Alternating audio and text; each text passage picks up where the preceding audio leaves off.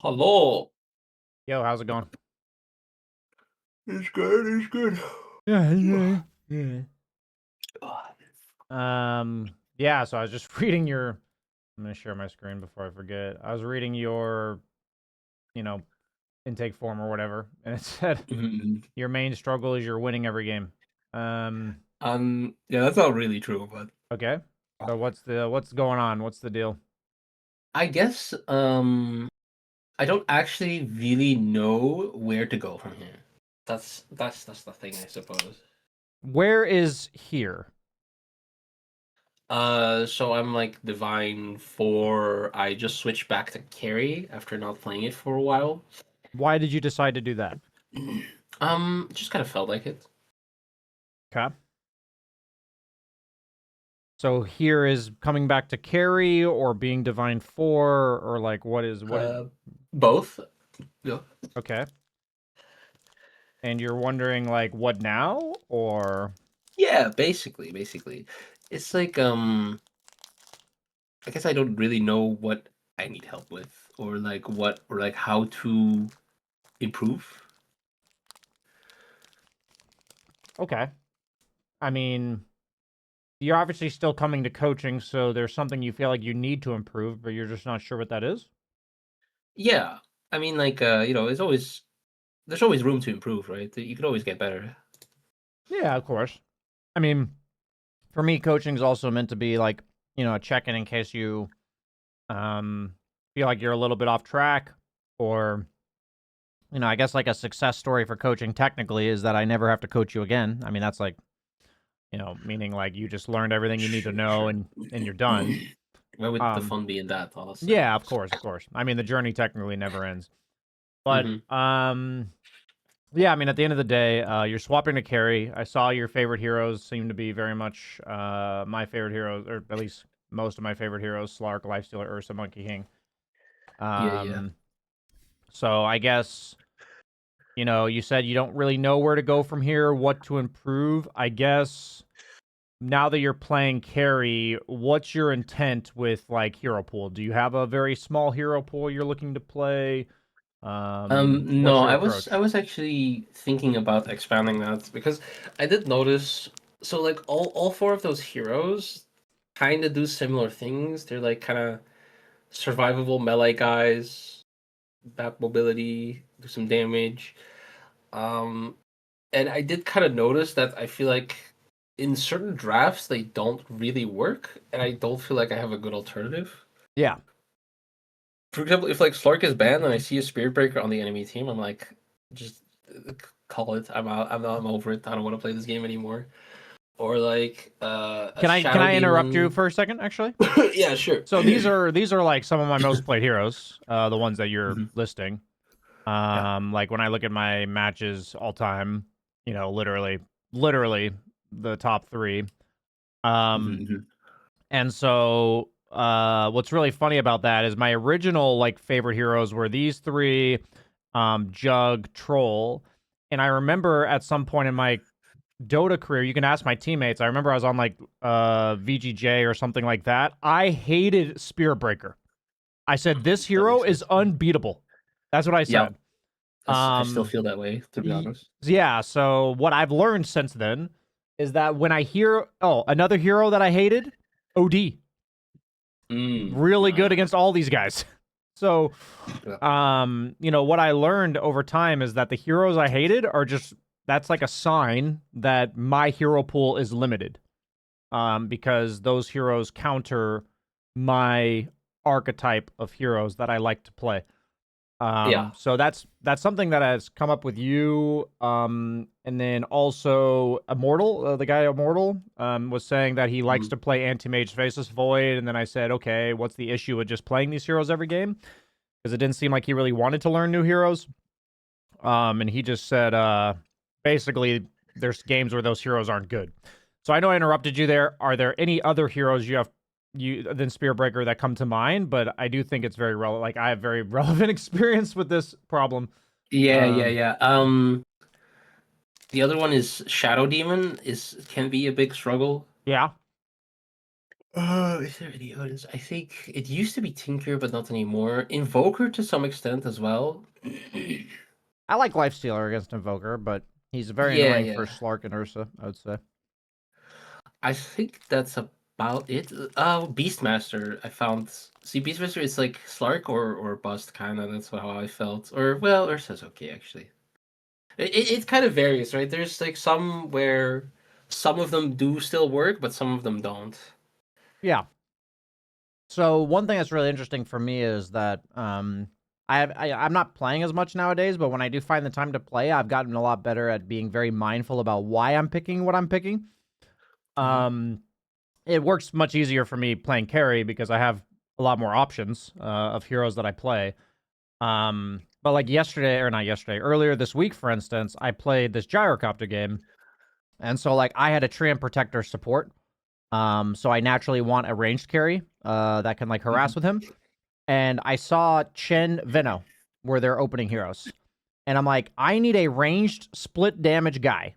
Because like they've got a bunch of summons. I can't pick like Drow. I can't pick, something like Weaver. It has to be like Medusa, Gyrocopter, maybe Luna, but not really. It's like I felt like I had to pick Dusa Gyrocopter type hero because of the heroes they had picked. And like Gyrocopter definitely felt weaker because they nerfed his flat cannon and stuff. But like, I mean, just funny things about these games is when you pick a hero with a very specific intent, you're kind of like allowed to throw sometimes. Because what I mean by Yeah, throw yeah, is like if you make mistakes, your hero still has a lot of relevance in the game. yeah. I get Uh, what you mean. so that's something I've noticed, and I mean that is like the problem that I would imagine you having. Like, I mean, you're literally telling me you're having the problem, but like if Hmm. I would agree that all four of the heroes you listed, Slark, Lifestealer, Monkey King, and Ursa, all have very similar problems. The problems I would say they have are heroes that kite you. First off, Yeah, yeah. good at like stalling fights, stuff like Shadow Demon. But then on top of that, none of them deal with pushing. None of them deal with summons. None of Mm. them deal with just kind of like getting ran at super early game. Like they're all momentum based. They're all kind of like with passives, lane dominators. Like they all fit that description. So there's just certain lanes we can't Yeah. dominate. There's just lanes that we want to push it Oh out and yeah, leave. that's the other thing. If they pick a ranged offlaner, I'm like, oh fuck, Yeah. that's gonna suck. Yeah, Yeah. absolutely. For sure. So like an example that I would say also none of those heroes jungle fast. So they're Yeah. all stuck laning, like all of them. They can jungle, but like if Slark's level 5 jungling, he feels horrible. If Ursa's level 5 jungling, if Lifestealer's level 5 jungling, if Monkey King's probably the least bad out of It's all still of pretty those. bad, But honestly. you don't want to be jungling on any of these Yeah. heroes. So like that's the limitations I see for you are pushing heroes, ranged offlaners, and lanes where you're forced to jungle. Um and these can kind of be predictable situations, whether you see the ranged offlaner first, whether your support picks 5 Pudge, whether they just have like a really strong lane. You see like an insanely scary duo lane, and you're like, I don't think I can pick anything that wins this lane. And if you're in a situation where you wouldn't be able to pick a lane winner, then that hero pool is going to feel really bad. Yeah. So I listed off a bunch of problems. You said, what direction do we go from here? I mean, my thought, and let me know if this doesn't sound good, would be let's pick a hero that we think kind of solves these problems that you're interested in learning. I mean, I think there's a lot of options. And I think that it just comes down to the most interesting options for you. So, what are your thoughts? Is that a decent direction to go today, or what would you like to do? Sure. So what I was thinking is let's take a look at like a draft. So yeah, I'll just send you a screenshot. I guess it's probably not that necessary, but This is put a this is screenshot probably of this is this. probably a good idea. I'd imagine this. Like, if you show me a game where you felt this way, that would be great. Yeah, I can show you that. I can send you the match ID as well. Oh, my Dota broke. Well, the idea here is right. So I'm picking on second phase. On their side, I see Io Spirit Breaker, and on my side we have Shaman Bounty, and I have to pick a hero. Yeah. So already I see Spirit Breaker. I'm like, oh my god, get me out of this game. And I'm thinking, okay, I want to pick something that like doesn't show in lane. So I pick Naga, right? To be like, okay, I can push lane safely without getting charged. Yeah, it makes sense. But then they pick X on the same phase, so my hero is kind of countered. Yeah. And we just kind of end up losing this game without me. I mean, you can see I'm 1-3-4. Like we end up losing this game without me even really doing anything. Like I Yeah, kind of just so don't get to play the game. Naga's a really good example where I'm only going to pick her if I see the offlaner like 90% of the Yeah, time. yeah. That was Because, my yeah. my takeaway from this was like I should not pick Naga unless it's last pick. So what's for this is how I think about it. They're like different players will give you different approaches, but I think in the carry role specifically, the more niche the hero is, the less value you get out of learning it. And Mm-hmm. it's like I think my recommendation for anybody that isn't tied to specific heroes would be to pick heroes that are more versatile in the way that they execute their game plan, so that if you find yourself blind picking on second round, right? That worst case scenario, you're not ultra hard countered. You know what I Yeah, mean? yeah. So I was thinking about that. Like, what am I blind picking on second phase So I if like I your see idea of not something? showing on lanes. I think the most dynamic, adjustable illusion carry is Terrorblade, like by a large margin. Like Really? I think that Okay. hero can function way better in counters than Naga and PL, for instance. Um, Oh, like, interesting. like Okay, I I'll mean, need to check that. let's check my assertion here, right? I'm gonna show you my full screen. Let me. This is just me checking. I'm actually curious if the data matches my claim here. So, like, if I Mhm. go to Dota buff Naga, I uh, don't actually see what you're doing with it. you can't see it. No. You should be able to see it. I'm sharing it with you. It's on. Oh, wait, maybe I'm doing it wrong. I mean, if you click the thing, it's there. I know it's there. I see it on my screen. You really not see it? I don't know what to say because I it's. only see your like icon where the video stream would be. Can you click the icon maybe? Oh, there we go. Yeah. Okay. Yes. So, like, just out of curiosity, right? If we look at PL and Naga, their worst matchups for PL, 8% advantage, 6%, 6%, 5%, 5%, 5%. Like, 8% and their Yeah, yeah. 10th worst is 4.4%. For Naga, 8%, 7.5%, all the way down to 4%. Terrorblade, 8% down to 3%. But, boy, what the fuck? He's 8% disadvantage against Chen? Why? It's very surprising. What the fuck is this Chen thing? Uh, what the fuck I is have this no Chen idea. thing? But okay, most of them are 5 down to like 2%. You see this? Like, Yeah, yeah, yeah. so there's Okay. like, so there are bad matchups, of course, but it's less bad than Yeah. these. So like I mean, it's like it's not perfect science, but that in my experience, Terrorblade can win matchups that are hard. But PL and Naga, it feels like if I'm PL against Leshrac, I know I have a 70% chance to lose this game. Right. Um, Okay. so let me see here. Assuming the Leshrac player knows what he's doing. I'm gonna pull up your draft again. So my idea. I like your idea of picking an off-map hero. Another example could be something like Wraith King.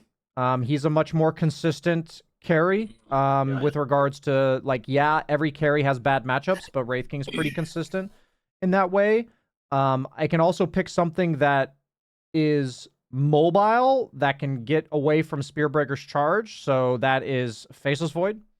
Because you can time walk through his charge. And if I were to pick Faceless Void, I would have the intent to buy Manta Mjolnir in that game, like oh Mjolnir yeah, into okay. Manta. So like that's always an option. Any carry that likes to build Mjolnir is always an option for those type of games.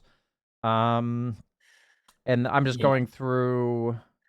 Yeah, the You other can't. thing that I Yeah, go would ahead. consider is like a hero that rushes Lincolns, but that kind of doesn't really exist anymore. It used to be like Morph and Weaver Nah, it kind of. doesn't exist. Yeah. Yeah, I think the only way to be an off-map hero against Spearbreaker is already start with illusions or be a Manta Mjolnir hero. technically Manta Radiance, but it feels pretty bad, I think, most of the time nowadays to go Manta Radiance. Okay. Like if going Manta Radiance, it's not a bad build. It's just it doesn't solve that problem, I feel like. Nearly as Mhm. well as it used to.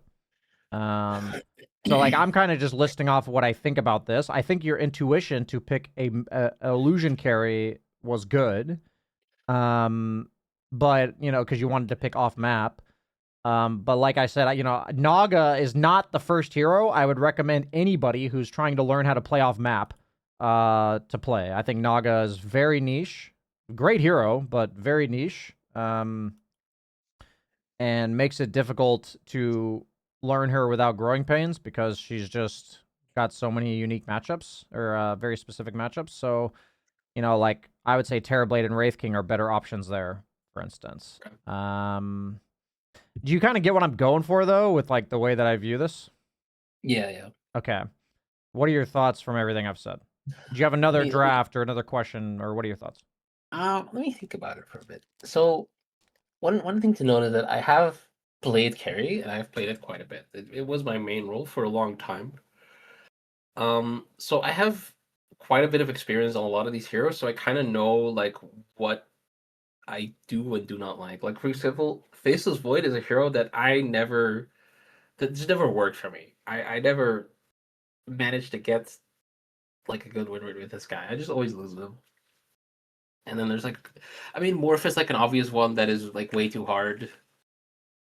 Um, and another sort of archetype of heroes that I used to struggle with a lot was like what I call true range carries, like Drow, Yeah.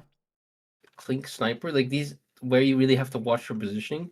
Luna and Gyro are generally fine, but those are also like man up carries where you kind of just run in, you press BKB, you press all your spells. Yeah. I Um, mean, for me, if you're telling me your favorite hero pool is like your signature, you clearly have a signature style. I would imagine Faceless Void, I can't say for sure, but he probably gives you issues because his fight selection is very important. And from what I've known coaching you, you just want to fight all the time.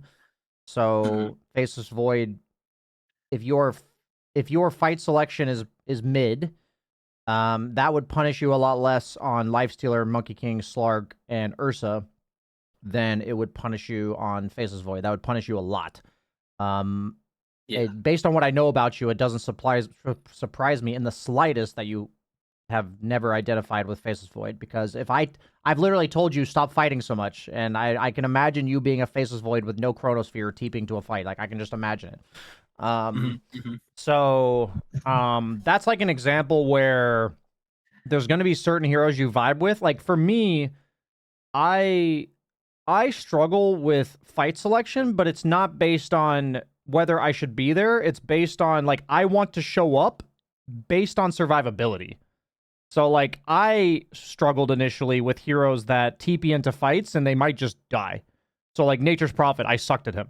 Like Mm. I still kind of suck, but like if the hero has survivability, then my fight selection is generally pretty good. But if it's around like will I just die if I go, then I've had to put a lot of work into that one. Um so yeah, like heroes like Drow, for instance, it's funny because hmm Drow worked for me, but man, I feel like the reason why Drow works is because she doesn't have fight selection issues. Like Nature's Prophet can be at literally every fight ever. And that's like kind of a problem. And same with I mean just any really God, I don't know actually. I mean I Nature's think Prophet sucks, but yeah, go ahead. the reason I struggled with Drow is because a lot of the heroes I played were just like dive into the enemy team, basically. Yeah. And well played Drow, I was always like I have to right click the enemies. Yeah. Even when I really should have just been like waiting for the opportunity. So I Yeah, that would makes just sense. be out of position all the time. Yeah. Yeah, that makes sense. I mean, Mhm. on Ursa, Slark, Lifestealer, Monkey, a lot of times your first or second point of contact, like you go in right towards the beginning of the fight, usually. Yeah. Like maybe one thing happens and then you go in. Like Yeah. that maybe the latest. So it makes sense that with Drow, you often have to wait for like a very specific thing to happen or a specific series of actions to happen. So I can definitely see how that would affect you on Drow. My point, I guess I'm trying to say is I would first identify. It sounds like you have strengths and weaknesses. Obviously, every player has them. I would look to feel confident playing a hero that solves the problems you're currently having that doesn't fight your playstyle. Does that make Okay. sense? Yeah. Because I was like kind of thinking it could kind of go either way, where like I could try some heroes that I never really clicked with before, try them again, see how they feel, try some stuff that I never tried before, like Lone Druid or something. Never really played that guy.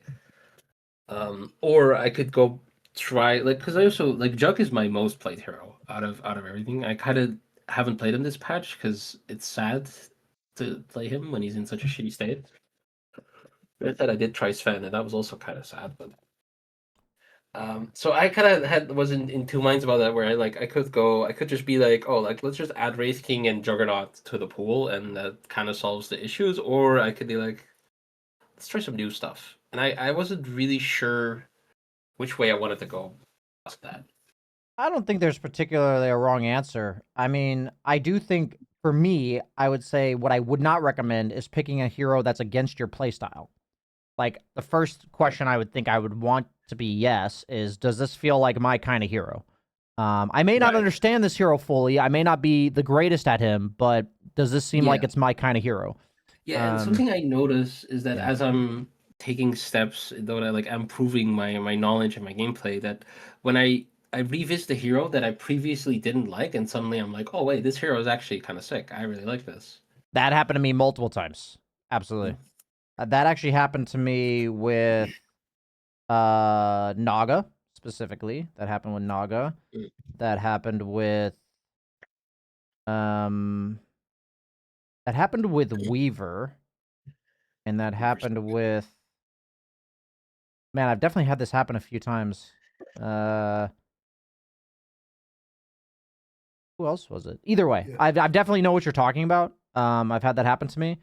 Um and what I've also learned is that when I have a really strong disdain for a hero, or I really don't like it in general, it's often because I don't understand it. Or like earlier, Mm. it's good against what I play. And that is once again kind of limited knowledge. Like you said, like once you gain more knowledge, gain more perspective on the game, you've had your appreciation grow for certain heroes that you used to not like. So definitely a thing, and I think it's just important to keep that in mind. It sounds like you're already aware of it though. Yeah. Um Yeah, so go ahead. there's like Slark actually used to be a hero that I really struggled with. Um and now he's like one of my favorite heroes. Actually, I Luna think used to be a hero I hated. Actually, now that I think about it, Luna Luna. became literally one of my favorites because I wanted to be the guy. I was never the AFK farmer. I wanted to be the Ursas and the Slarks, like running at you. And so, like conceptually, I hated the idea of Luna because I always tried to be at fights super early and just every fight, and then I would just die and fall off. And now I'm like, oh, I love clearing waves, and then I see the value, and then that kind of played into Naga Siren as well. Oh yeah, Um, yeah, so same idea there.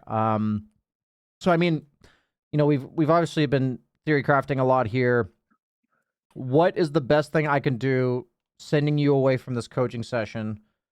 How would you best envision, obviously I think we're having a helpful discussion here, but like what would you like from me um to help you here? Because yeah, I don't know if I've necessarily how many times I've kind of sent somebody off with a hero that they haven't played in a while. Like we didn't review a game. Like you said, you've played a lot of carries, so it's not like you haven't played these heroes. But yeah, go ahead. yeah. I mean, I think in my hand, I'm like, okay, I'm gonna try some heroes that I haven't tried before.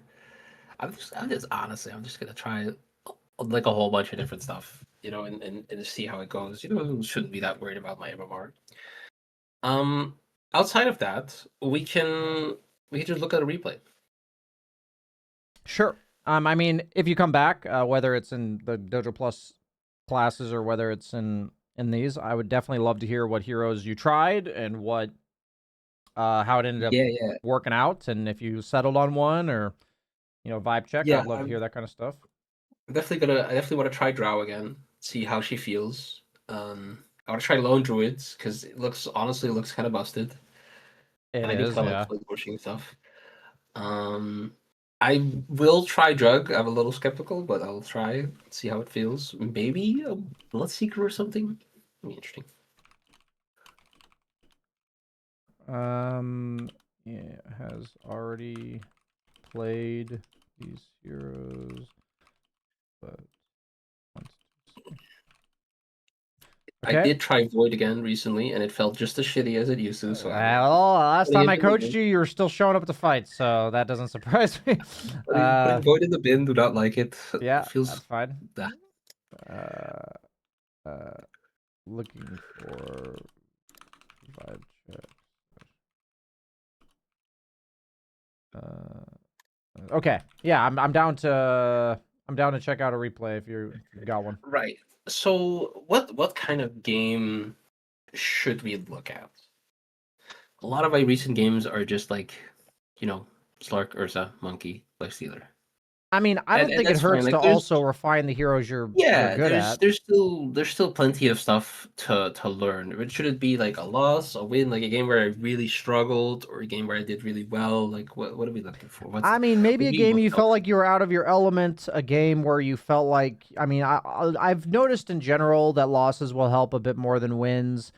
But if for? it's a Sure. win that felt like it shouldn't have been as hard as it was, I think that's a good game as well. Um, anything where you're like, I know kind of went wrong this game, but maybe I also don't want you to feel like you were completely lost in the game. Because I'd rather you be like, this is somewhat close to my understanding, but something's missing. That's ideal, but completely Right. lost games are fine too. So this is a game where I did very poorly, but my team was actually doing pretty well. It was kind of close, but I really struggled to have impact, like at all. Gotcha. Okay, I'm gonna go to the restroom real quick. I'll be right back. Sure.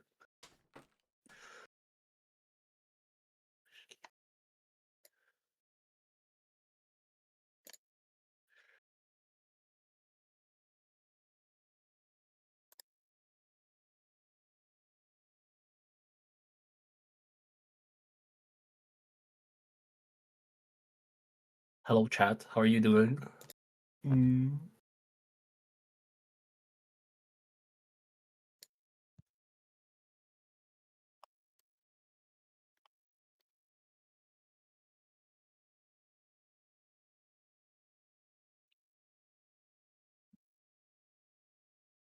I wonder if I'm muted actually.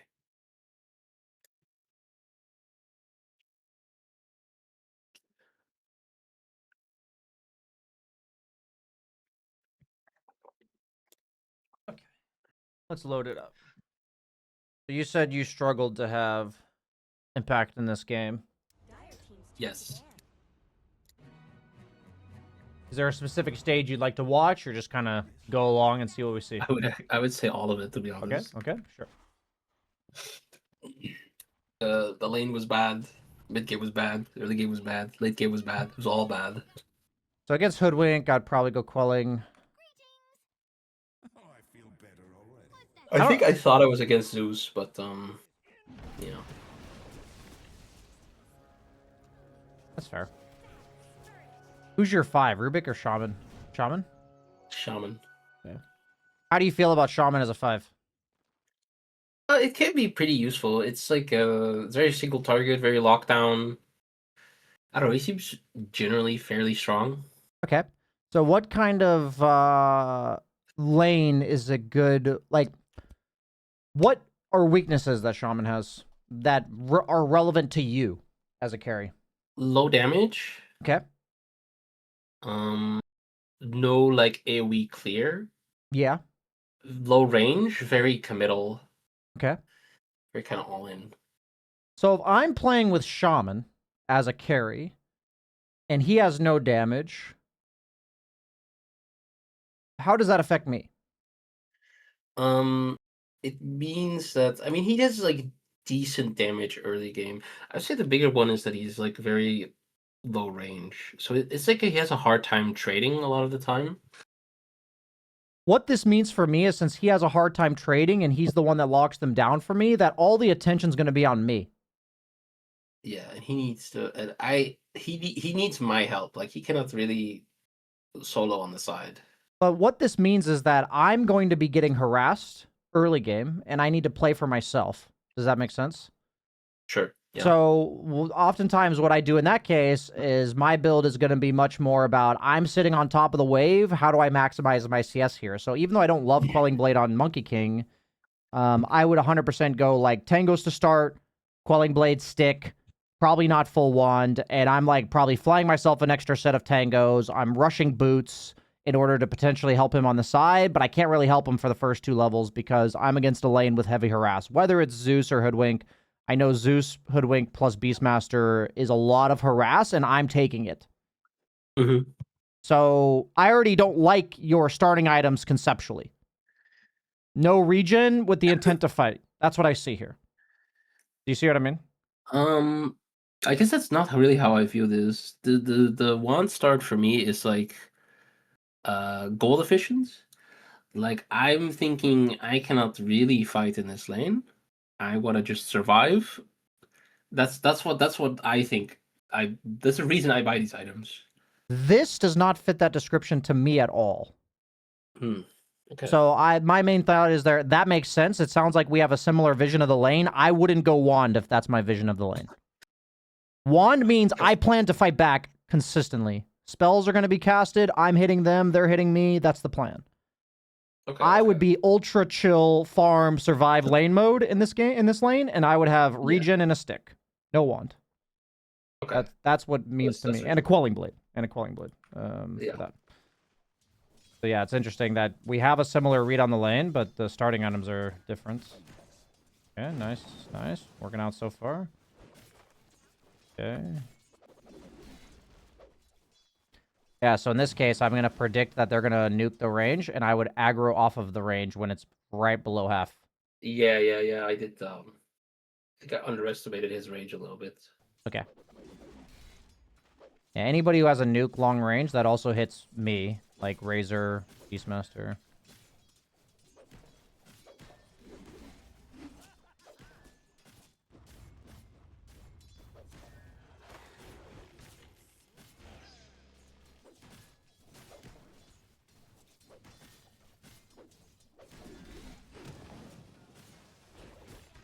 Yeah, I mean, you're playing the lane the way I would play it, generally speaking. But, yeah. Like I said, I would just have Quelling Blade for this and stick and... I'd be stunning the boars, probably. Yeah. The boars are more valuable than the hero on Beastmaster. And since I'm not trying to win... Like, if I'm trying to win the lane, maybe I focus Beast a little bit, but... Yeah, I'd be... Yeah, they just feel so hard to kill.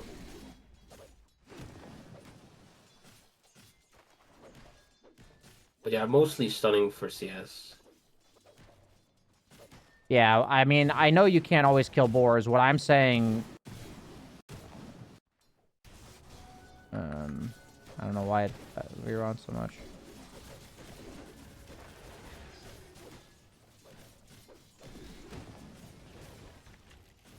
Where is it?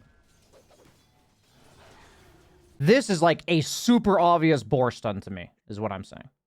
Right. Yeah, I don't know why I didn't see that, honestly. Same thing here. Like, I'd stun it also here. Like, any of this time, I'd be like, yeah, that boar's getting stunned.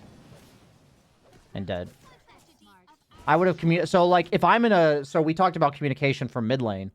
I'm thinking if I'm in a chill lane or fight them lane, I know for a fact that the most common problem I've had with Shaman players, if I don't say anything, is that they are super kill horny and I just want to chill. So right. In this lane, I would automatically say at the very start, hey, I just want to chill and play for farm. In the early levels, we might be able to kill them. Like, later on in the lane, let's look for opportunities to kill the boars. Like, that's what I would say. So that, like, going into the lane. So then the second I see the boars there, I'm like stunning him. This guy knows to shockwave them. Like, he knows that I want the attention on the boars whenever possible. That's how I would have communicated this lane, for instance. Yeah, that makes sense. That would have been a good piece of communication.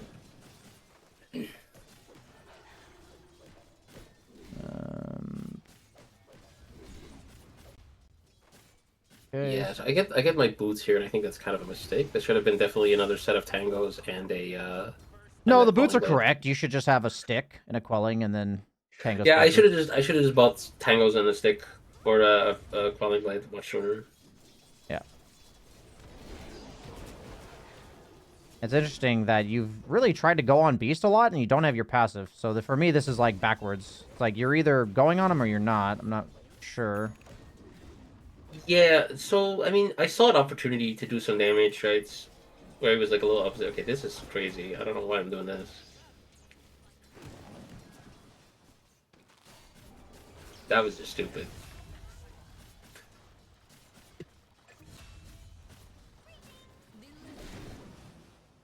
So I would say you've clearly been on the consistent game plan, like 90% of the lane, and then you kind of like randomly do things that don't make sense to me.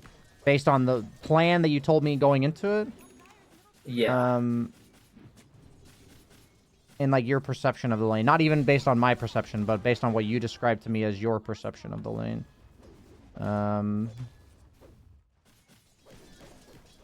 That's more of an observation for now.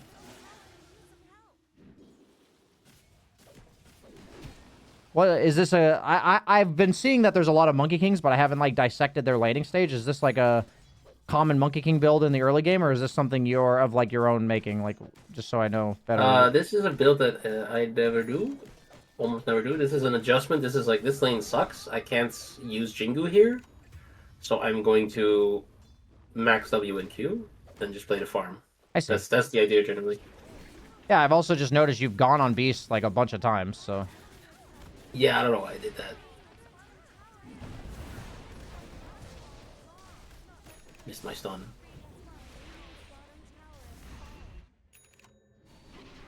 So the way I would have played this lane is that I would have gone one skill point in Q. I would have held the skill point at level 2 because I said like maybe once we get boots in level 3 we can kill these guys. And I would have been prepared to go 1-1-1. For me, it's a chill lane, but it's not like we never have kill threat. We have really good kill threat if we ever isolate either of them, like Hoodwink rotates or contest the pull camp and Beastmaster's on the far right. Like, there's 100% opportunities here. Something I've been noticing, and maybe it doesn't exactly apply to you, but it's now been in like 3 or 4 of my carry coaching sessions in a row now, is people saying, like, I'm at a disadvantage in this lane, so I'm not even considering when I would fight them. Yeah, so it's not so much. So the reason I do this build is when I'm like, okay, lane's gonna go poorly. I'm gonna need to jungle to recover. So these are the farming skills, right? The Q and the W is how you farm. And really the main thing is having the W maxed out at level 7, but to some extent the Q is also a pretty decent farming tool. I completely understand. Okay. So I'm like, it's like I'm thinking about the future. I'm like, who cares about the lane? Okay, Whatever happens, happens. I have to pause. Do you play Slay the Spire or no? Yes, I do. Perfect. Okay. How much do you play? Like, what ascension are you on? Like 8 or something. I Okay. think, 7. Okay. Fantastic. So I was watching. I've actually been really enjoying watching like Slay the Spire educational content because it's kind of like a way for me to see other people make educational content that's not about Dota. And so a really interesting point that a guy made in one of his videos is that like around Ascension 8 and 9, especially on 9, where the enemies start doing more damage, where you can no longer avoid chip damage, is what he said. Like, the enemy hits for 8 instead of 6. So if I only block once, I take 3 damage instead of 1, which is like, it's like a big difference, right? So he said, like, because you're taking all this chip damage, you no longer have the luxury to take a card that is not good right now. Like, you can't be like, oh, I have no synergy with this card right now, but if I get 2 or 3 cards with it, it'll be amazing.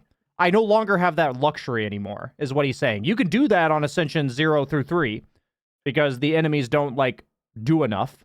But later on, like, as the enemies get harder, you have to invest at every moment of the run.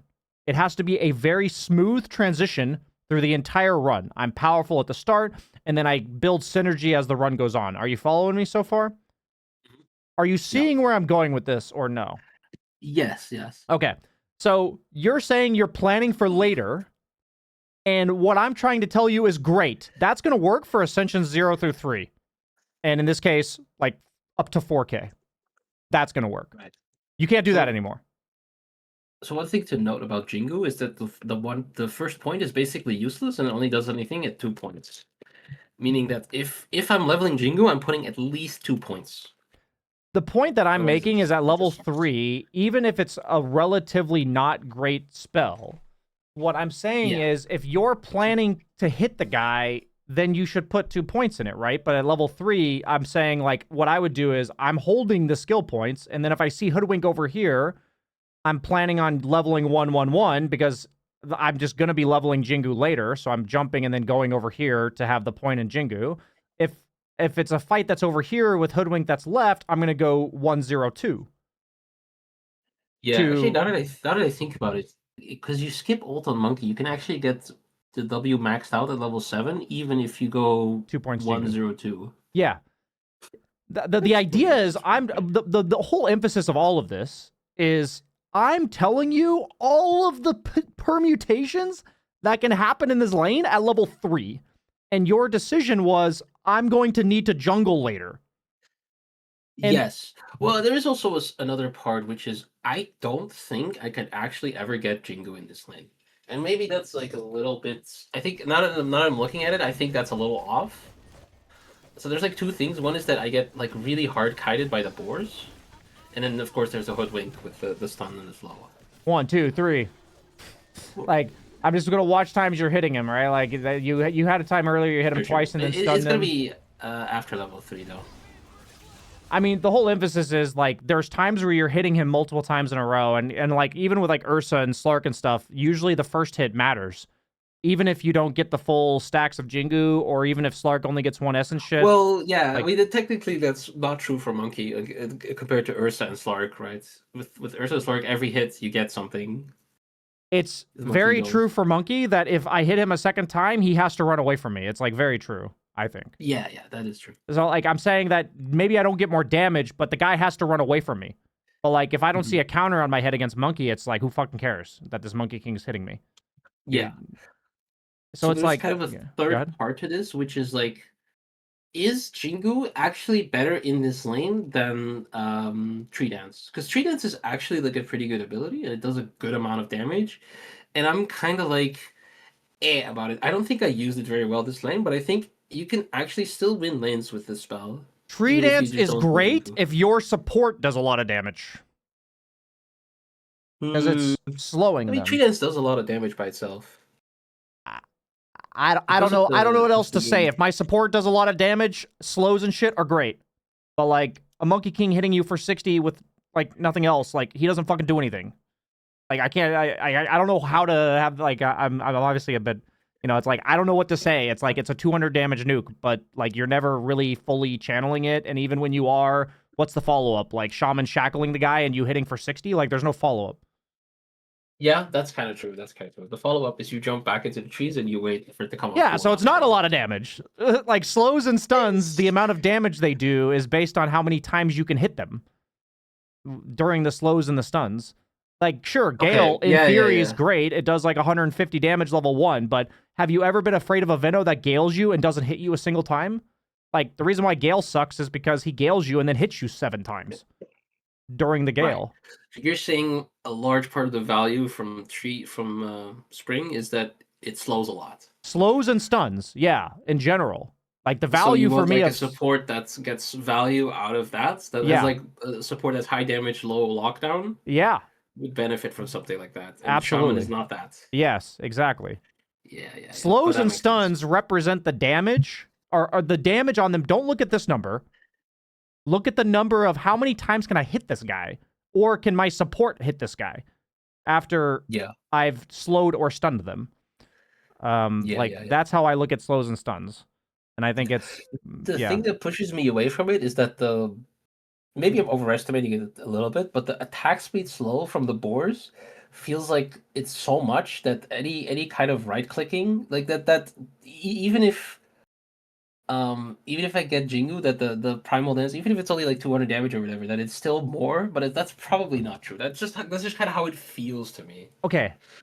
It's interesting. I like having these discussions with you because you clearly think about your decisions. This just Yeah. eerily reminds me of the mid lane discussion where every time I told you to hit the guy, you're like, but he's going to bottle and he's going to regen and he's going to do this and he's going to get the rune. You're giving me all the reasons you can't do it. And I'm just like, dude, that's not how it works. Like, that's just not how it works. Like, it's not correct to be like, there's always a boar slowing me. There's always a bottle charge for the guy to regen from. It's like all of your things you say are true. Like, so it's hard to argue. Like, they're true.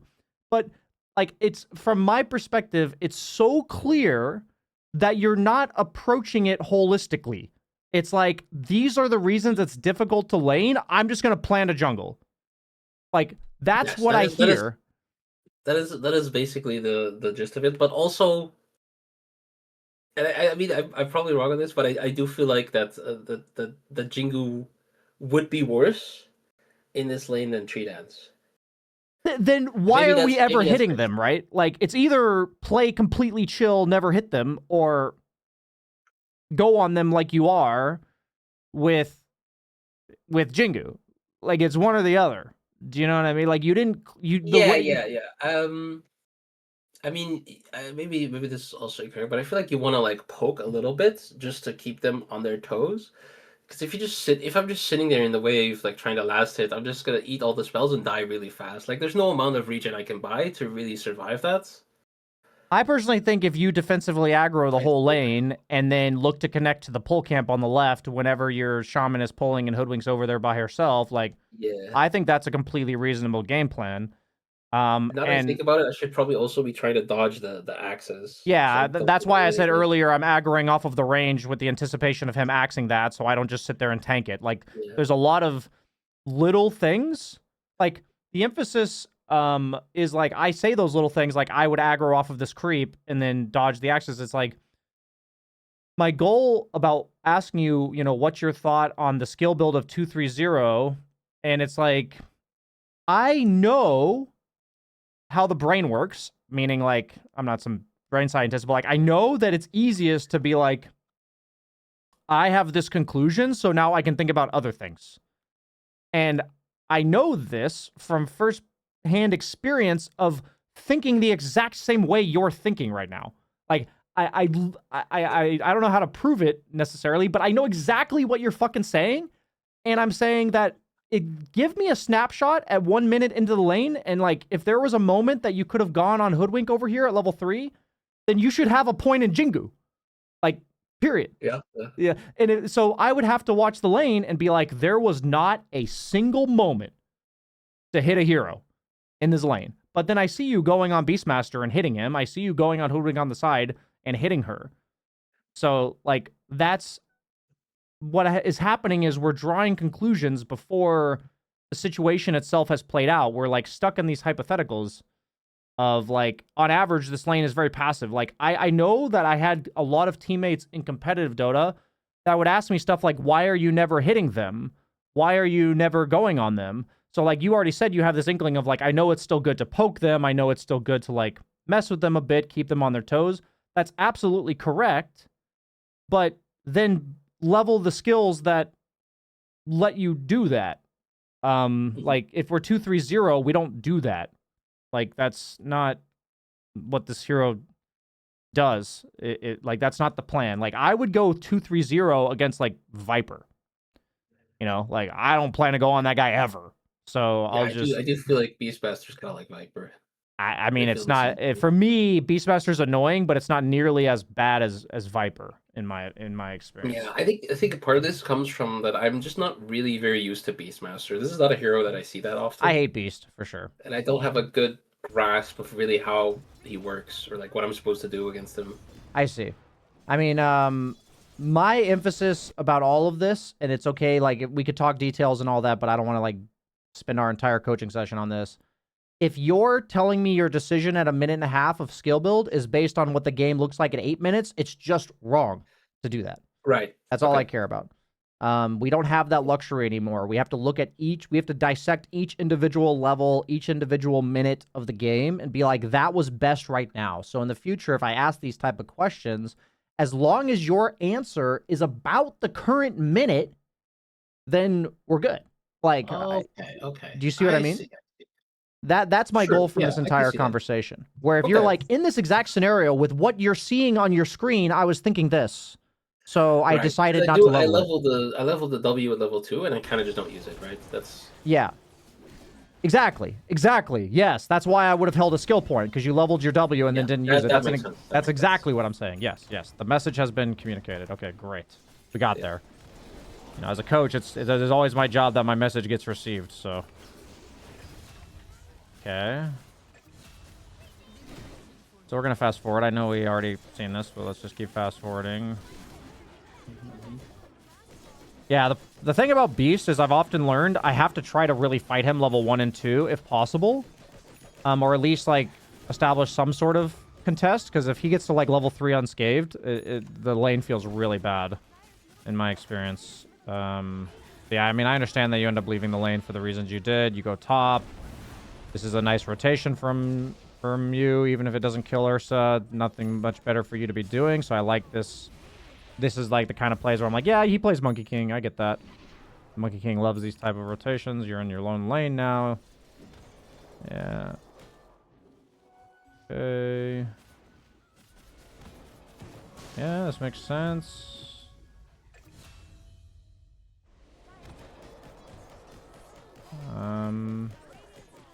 Okay, so you're staying bottom.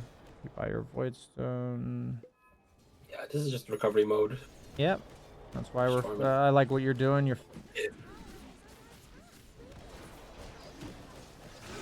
Yeah, I mean, it's 2 points Jinger there. He dies for sure. I know. That one hurt. I think I missed my W as well. I would have also died if that would matter, but... Pretty sure you hit him with your W. I think I did, but it was only like a brief channel. Yeah, I mean, that's the thing, is it's not really, like, yeah, this ability says 380 or whatever, but it's not really 380. Sure. If I just wait for him to shackle, though, I could get a full channel, and then he's dead anyway, but...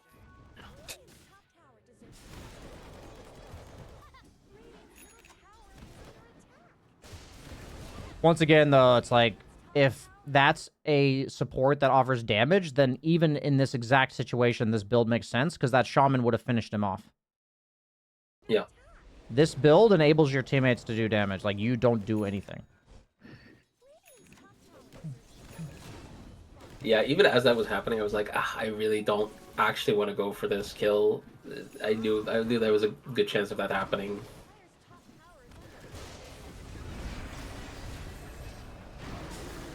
Walked out of the Wukong. Accidentally canceled my ulti. Very sad. Very, very sad. Yeah, we TP. I would go through gate here. I'm curious what makes you not go through gate here. I'm pretty sure that is what I'm going to do. Like, right now. Okay, okay. Oh, you go pick up your item. Nice. Okay, that makes sense. Good instinct there. And I'm unfortunate Beastmaster things, yeah. You have Shadow Blade or what is... Oh, no, just... Okay. Nah, I just walked into him in the trees. Yeah. That's just a tough death, honestly. Oh.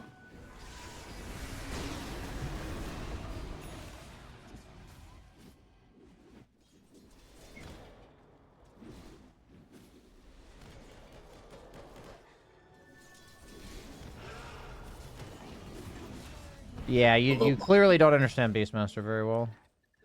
I've been there. This hero's very annoying. That was the new change where you get pulled out of your tree jump when you get stunned. Yeah. I forgot about that.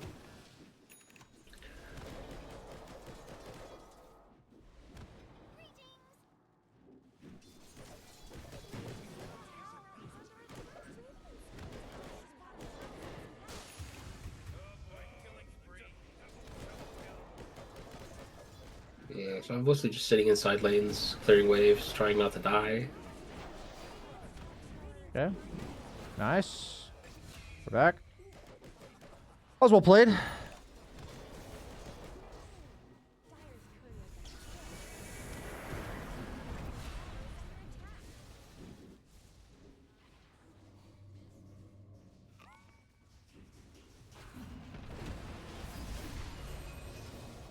Yeah?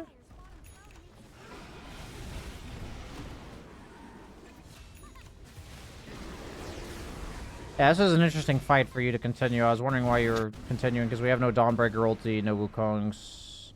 For me, this is like Yeah, my a... ulti was like about to come up. I think it was just a little bit more patient. Yeah, for me, this is great. You force a bunch of reactions, like everything. Like for me, this is like a very clear get out situation. Yeah, I was kind of iffy on it.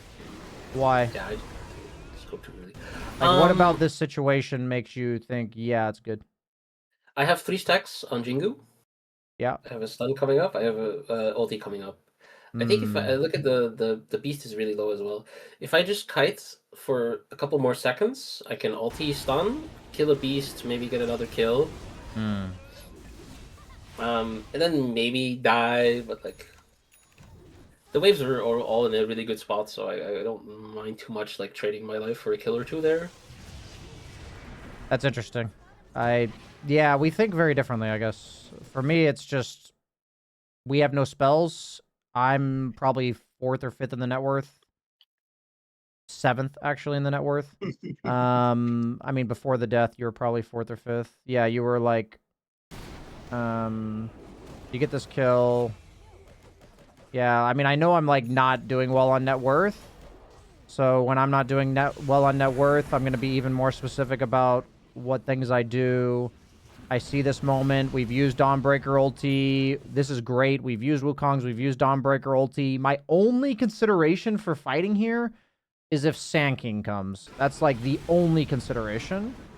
Right. And then I see that he's actually used Epicenter mid here. Like he's, at the very least, he's not coming. Like I don't, in the middle of the game, I'm maybe not registering that this is what happened. But I know he's not coming, so I would just get out. Like the only thought I have when you are up here is maybe Sand King shows up. That's like what I thought the only turn potential there was. I think your thought process would make more sense if you were up here.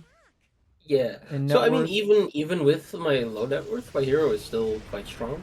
I do have like my level 15 talent and stuff. I still do a lot of damage.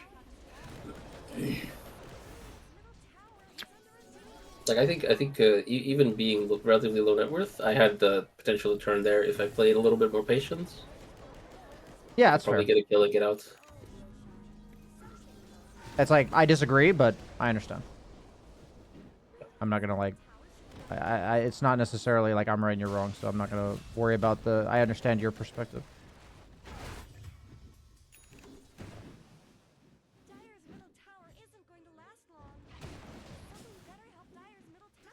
What am I doing? This is crazy.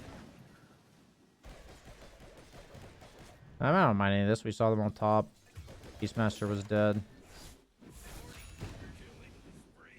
Connecting to your team, it looks like.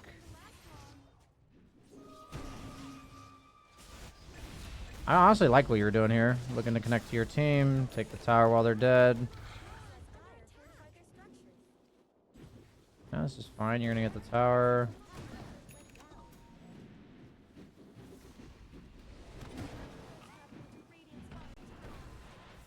I wouldn't be playing towards Dawn. I think this is a mistake. I think it's like fine to do this camp, and then I would have just gone this way. Right. I don't think I even realized that it's Dawn that's playing up here. Yeah, I'm not sure what you're looking for here. I think I was looking for the beast. Yeah, I'm saying like even if you find him, I'm not sure what we're. Like for me, what I would have liked is that we move like this. Like so, if I rewind this game, I want to do it before I see results. So it's not just results oriented. So like I see the map right now, and I see that my Sand King is bottom and my Dawn is top. I'm thinking I want to be S5 when Sand King Epi is up, which is 35 seconds. So my goal, something we've been emphasizing in the dojo classes, is we need to be able to be S5. So I'm thinking, when do we want to be able to be S5, which is this cooldown. So my farming pattern would take me like this. And then there's just a very natural, we have 4 heroes bottom. I guarantee you the reason that Shaman and Rubik gravitated towards top is because they see you there. So, like, you being here brings your supports. If you were doing this, I guarantee you they would have probably, not guarantee, but it's much more likely they follow you there. So now we have 4 heroes top without Sand King, so we don't really have a powerful thing to do. Sand King's just bottom with DD and Epicenter, and he might even get, like, picked off or something here. He looks like he's narrowly dodging people, which is good, but now we're taking a bad fight. Yeah, I mean, none of this is surprising. It's just... That was surprising to me, that What's that surprising? smoke gank they did. I honestly don't even know where they came from. They were just suddenly on top of us. Okay. We just killed the top tower, and we were about to just like move to some other place, and then suddenly they were just all there from Okay. I got you. outside. I understand specifics in games. I understand. Do you Right, right, understand the right. dynamic that if you're strong and you're not S5, that bad things happen? That's Okay, all. I That's can all I see that. care about.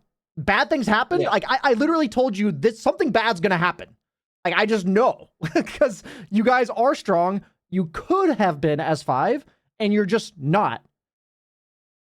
Like bad things Right, happen. right. That like the thing is, I agree with you that was a nice smoke move, but it's literally hedging your bets. You're strong and you're S5, good things are likely to happen. You're strong, you're not S5, bad things are likely to happen. Okay.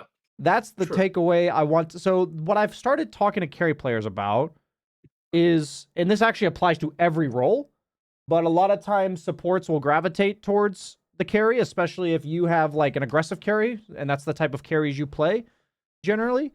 So there's usually one hero on the team that would like to be the guy that connects from across the map. That can be a hero like Dawn, of course. That's like a really obvious one. But that can also just be like Pucks and Quaps and, you know, shit like this that you play in the mid lane. Like it can just be some guy like that. So there's usually one guy that's prone to playing alone. And then there's other heroes in your, like Monkey King and Slark and Ursa. You don't want to be running around the map by yourself. You want the Shaman to be running with you, and you want the Rubik to be running with you, like at this stage of the game. So that's what we want. So there's like kind of this like formula of grouping up with our team where there's like a guy who plays by himself, a guy who so what I think of is there's like a guy that's going to play completely by himself. And if you have Dawn, that might be where you guys are up top and he could be all the way over here. Right? But if it's like a Puck, they would probably like push the mid wave and then connect. You know, if it was the Sand King that was top and the Dawn that was bottom, that would have been like fine. it would have nailed it because you guys could B5. Yeah, yeah. So I So don't think I registered that at all. Like I don't think I look at my team that much. yeah. More so looking at the enemy team. Focusing on the ability to be as 5. Different roles in the game. So different roles in the game. Who tends to play alone? Almost always in a game, I'm like, these two cores just need to be next to each other. I think about it so often. And in this case, it's you and Sand King. Sure. It occurs to me that all of the heroes I play are also heroes that are pretty good at playing alone. At least like Monkey and Slark have, especially Monkey has really good map mobility. Like he can kind of play like a Quap almost. He can, but in the mid to late game, I think of Quap as if the fight's already broken out, it's generally okay that Quap's 10 seconds late. Not always, but like it's not nearly like Monkey King needs to be there the second the fight starts. He would prefer to be there early because of Wukong's command. Yeah. That's the most impact early on. Yeah, and like once the fights become skirmishy, like Monkey King wants the 5v5. Wukong's is not a, okay, one hero on each team is dead, everyone's dispersed kind of spell, right? Quap loves those type of fights though. So I mean, Monkey can kind of do both. The skirmishing is also decent. Monkey's a weird hero, but yeah. He is a weird hero. I mean, he is. He's not 100% one or the other, but I would say Quap is like very clearly like a 10 out of 10 cleanup kind of hero. Monkey King is that's true. Maybe like in the middle somewhere. As an example. So it's more like I agree with you. They fit a similar archetype, but there's definitely nuance in there between the two of them. Like if Quap and Monkey King were in the same draft, I would prefer Quap playing by herself. Yeah. than Monkey King in most of the cases. This is assuming like somewhat equal net worth, meaning like you're not fucking completely useless or something like that, Yeah. where nobody wants to play around you anyways. But like, yeah, I mean, even in the early to mid game, like you were playing by yourself recovering here, and your teammates rotated to you because you are kind of a strong hero. Um, and so like, in that case, I just want to like just kind of extrapolate on this and say like, you're going to have shamans and Rubiks playing around you at minute 15, even if you have a rough start. Like that's what they did, right? So it's like if I have Yeah, a yeah. shaman and a Rubik ganking with me, what skill build do I have to be useful? Like I would probably go 1-4-2 and a point in my ult rather than 4-4-0 because they have a lot of stuns, not very much damage, and I want to like synergize with that. So I need to do more damage. So my damage is Jingu plus my ult. I think is more damage than maxing this before like Deso and stuff. Yeah, yeah, Um, it is. It that's just is. an example of like that's how we talked about mapping out the laning stage. We can map out the mid game too. Like I can have supports Yeah. play with me. What kind of heroes are they? If that's a hoodwink, it's probably better that you max out stun if you're playing recovery mode, right? Because as long as you stun the guy and they get bushwhacked, they're probably dead. So Yeah, yeah. that's like an example of I mean, it sounds like from this lesson, perhaps we went into it talking about a lot of your carry heroes and potentially learning new heroes, but it does sound like there's a lot of room for you to explore thinking about your teammates more. Yeah, and I'm thinking now that this is probably one of the reasons I gravitate so much towards these heroes that could like they can play alone on the map, they can kind of make plays by themselves, they can connect late or start fights.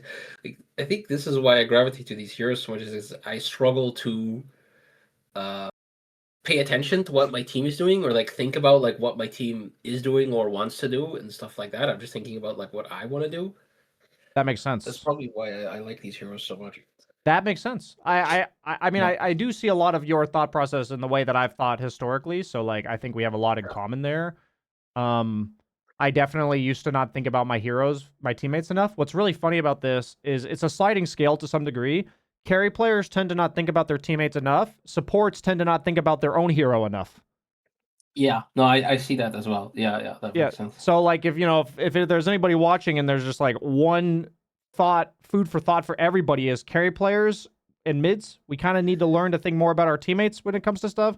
And for support players, you're not just a sacrificial bitch. We need you to think about your hero and what it needs in the game and stuff like this. So And offlaner's perfect just the way you are. the offlaners, have you seen the Dota therapy video from TI or whatever? Have you seen that with Maybe. I don't Okay, remember it. there's just a part where he's like, "We don't talk about the freaks that play the off lane," Yeah, and yeah, and Universe was drinking from a cookie. That shit was funny. Yeah, off laners, you're perfect just the way you are, exactly. But yeah, my thought about all this, like when it comes to teammates, like we are being a bit abstract here. I think the most important thing, like if we're talking about, immediate takeaways from all of this is identify or like okay, so immediate takeaways. I'm just gonna do this here. I think it'll help you a lot. What type of support do I have in lane? yeah. Do they offer sustain, damage, stun, etc. And like, how does my hero play into that? Yeah. And then focus on who will be playing around me on the map generally. Your heroes will like most heroes with stuns for the most part. Slark, Ursa, Monkey King, even Lifestealer, we love heroes with stuns. So with your hero pool, generally identifying stunners, and you do the damage. Is generally what your hero pool likes. Monkey King's the most fluid out of those four, but Yeah. generally speaking, he wants to do the damage too, I think. And then, yeah, be able to be as 5. past like 25 minutes or so. You know, that's the most important thing here, because like I know you talked about this nice smoke move, but obviously that's like it's an interesting discussion for a individual game. But what I would love for us to identify is these moments in the game where we are strong. Like how often in the game do you guys have the capability to fight them with all of your ults and you're not together? Like, that's how I think about this. So, like, even right now, I would call for a smoke to my Sand King. Like, I'd be like, hey, guys, let's smoke and connect to Sand King through the gate. That's what I would call right here. Okay. Yeah. Like, there's a lot of moments in here where it could have been earlier where you went backwards and farmed towards the Sand King. That's, like, good setup, right? Like, that's like, really good forethought. But it's even just, like, there's going to be so many moments that you potentially miss that you could have connected to your team. Like, I'll miss them too and stuff. But I just want you to see how there's no time between the time that you, like, didn't farm this way and would go to Sand King. There was a minute and a half that we could have connected to Sand King. And every second even we right don't now, do that. we could all TP down to the bot tier 2 and connect him. It's just, but it's awkward in this case because they've all been missing. So if you don't smoke to him, you could run through a ward and run into 3 heroes. So if you want to smoke and then TP bottom, that's fine. Like, I think just connecting to people at this stage of the game is really hard without a smoke, because you might just walk through a ward and get fucked. Yeah, I almost never call for smokes. That's really think about that, I guess. I mean, the thing is, we want you to start gauging when you want to fight or not, and just know that past 25 minutes, you can watch your own games back, you can submit them, and we can talk about them briefly. You always want to be able to be S5. There are no exceptions. Like, it doesn't mean you run around as 5. It just means be able to be S5 a large portion of the game, especially in super obvious, we have timings. We have Dawnbreaker ulti, we have Sand King ulti, you're getting your BKB delivered. This is go time. You know, like, what else are we waiting for? That's like how I look at these situations. Interesting. Okay. So it's not as much about calling for a smoke. That's one way to do it. I would rather you observe your games in the short term, like just observe them and be like, how often am I not with the guy that makes us BS5? Like, how often? And the way in which you connect to him, that's the fun part. Meaning, like, you can smoke, you can go through the gate, you can TP bottom, you can swing across the map. Like, there's a lot of options, right? You could literally call for Sand King to TP mid, and you guys smoke to him, and then you run this way. Like, yeah, there's 10 different ways you can do this, you know? Link has even more options because of 3 dance. Yeah, exactly. So that, for me, that's the part where it's like, hey, run with the creative freedom. That I gave a suggestion, but it's like, I know, like, I gave you 10 different answers because I think 10 different players might give you 10 different answers of exactly what the optimal way to connect to this guy is. And then also, in each individual game, there's going to be such hyper-specific, where did we last see them? What's the relevant objective right now? Is Roche bottom or top? Is he going to be moving top? Is the rune almost spawning? Like, there's just so many moving parts that, like, you know, there's a lot of room to grow and explore here. So my main concern for you is, are you able to be with your team when you guys are strong? And if you're not with your team when you're strong, make it happen. That's like the second step. If that makes sense. Yeah, so I need to, like, in the game, I need to think about, are we strong? Do we want to fight? And then secondly, how do we connect? Yeah, there you go. I'm going to put this down in your own words. Are we strong? Are we able to fight? If so, how do we connect? That's great. I think it's even better when it's coming from your own words. I think that is a great way to frame it. I'm going to, like, italicize that one because that's you. Okay. I'm going to remove this part for the sake of your notes. That's, if I had one takeaway for you today, that would be it. your own words that you just said there. Are we strong? Are we able to fight? If so, how do we connect? Like if we can get you asking those questions and just heading in that path, like I based on what you've done in your mid sessions too, and also the heroes you play, you like to play these super independent mobile shitters that like kind of play their own game and also connect to fights. You like low cooldown fighters. You like to play these types of heroes. Yeah. So it makes sense. Like you're a vibe player for sure, as far as I can see. But you also think about things clearly, like when I ask you questions. So it's like, I think if we can get you seeing a bit of the bigger picture and how it ties to what you already know with like the heroes you're playing, that's probably a good first step. But also, we did talk about you potentially playing other heroes. Yeah. So I guess my So what I question is, what are you think thinking after this? what I think I want to try is to play Drow, and Drow specifically to me in my head is like a hero that can't do much by herself on the map. So I'm very much reliant on my team for everything.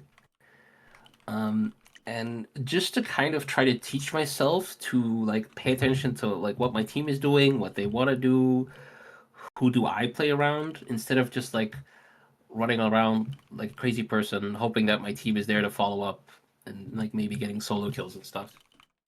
I want to like play around my team because what I found myself doing when I played Drow was going like Blink Shadowblade every game and trying to do some crazy plays. Becoming these heroes, basically. Yes, that's basically what I was trying to do. Yes. What's really funny about that, by the way, is if you've watched me play Drow and Luna on stream and stuff, in games where my teammates are not working with me at all, meaning like I've tried, we don't feel like we're on the same page, the game's gone to complete shit, those are the items I go. Yeah, I mean that makes sense. Yeah, it's not meant to be like I'm tilted, I go these items, right? It's literally like those are the type of items you go when you can't work with your team. Yeah, no, it's not. It's Yeah. not like yeah, it's not tilt for me either. It's just like these are the items that I felt like worked for me. I Yeah, feel but like that it's your play style. In this case, it's like a play yeah, style thing, of course. Yeah. exactly. I'm saying that it's funny because it sounds like you're trying to make that play style work no matter what hero you're playing. Yes. And Faceless Void's actually similar. He wants to be around his team and at the right times and Mhm. move with them to effective objectives. He plays alone in the survivability sense, but like past 20 minutes or so, you know, he's not all that often alone, especially when he has Chronosphere. Like he's pretty much consistently setting up teams to fight and all that. So I can see now more of the connection. Like, and I think your choice or your decision to try it on Drow and kind of force yourself to be a team hero, I think that's a good way to do it. I think it's going to hurt a little bit to Yeah, start. yeah. With my MR, that's okay. Yeah, but I know you said at the beginning, who cares? You'll get it back. I agree. I like that Mhm. mentality. Um, yeah, I think that's a good approach. I like that. I All think right, it will cool. help. Um, so should I be expecting a Drow replay? I mean, you're not like committing to it now, but is that what you would anticipate, or Yeah, what? probably. Okay, Yeah, that makes sense. okay. No, no, no. You're not signing a contract for that, but I'm just putting that in notes. Hmm. Okay. So I Yeah. would love give in your summary of it, whatever hero you end up submitting, just give your thoughts about how your movements, timings, hero relate to your teammates. Okay, Yeah. Okay. that's what I want to see in there, and that can apply to the laning phase. That can apply to map movements like this. Everything. I think it'll be great to see, what you come up with, having thought about it Yeah. more. So Okay. cool, man. Any final thoughts or questions from you? No, I think that was it. Sweet. I'm gonna send you these notes. Let me. I do need to actually clean up these notes in the future, but I actually need to submit this game ID for both of our references. And yeah, we'll wrap it up there. So I look forward to seeing your replay. Thanks. Yeah. Thanks for the session again. I enjoyed it, Yeah, and that was I'll good. see you around, dude. Peace. Thank you. Thank you.